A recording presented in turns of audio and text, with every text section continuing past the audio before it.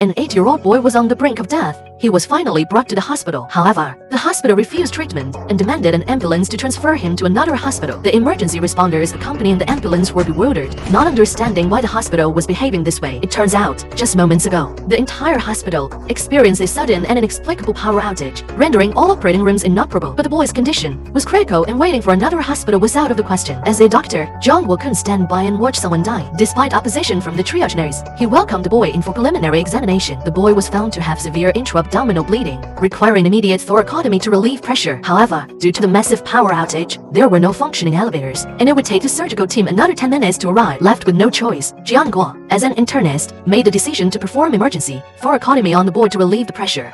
Right now, this isn't your fault, but if you cut and he dies, it's on you. Don't risk it.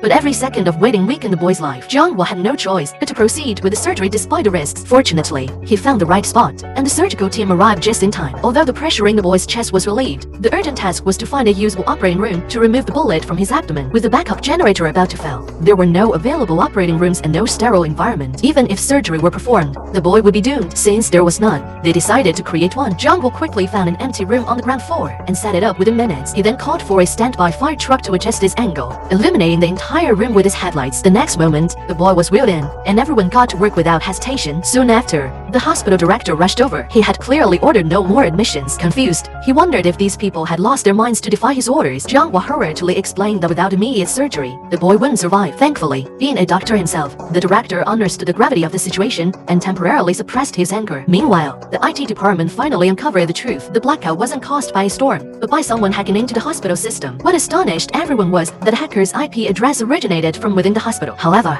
due to the hospital's robust system, the IT department was powerless. Soon, a girl with kidney failure caught Jimei's attention. She was always on her phone, seemingly not chatting. From her mother, Jimei learned that due to illness and deaths, the girl had to drop out of MIT to ease the financial burden. She often wrote code for others. The truth emerged: the entire hospital blackout was caused by this girl. Cornered, she admitted everything. The long-standing medical bills had drained her already struggling family financially, forcing her out of college. Now, all she wanted was to hack into the hospital's billing system to clear her debts. Ironically, she hadn't realized the extent of her actions.